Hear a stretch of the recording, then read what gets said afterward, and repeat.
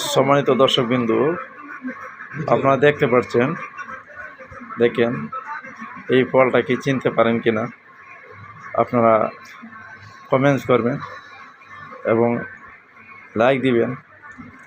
আপনারা ভালো করে দেখেন এটা চিনতে পারেন কিনা, কী ফল, সেই ফলের নামটা একটু জানিবেন এবং আপনারা প্রত্যেকের ডিস্ট্রিক্টের আপনাদের আঞ্চলিক ভাষায় কি বলে সেটা একটু কমেন্টসে জানিয়ে দিবেন।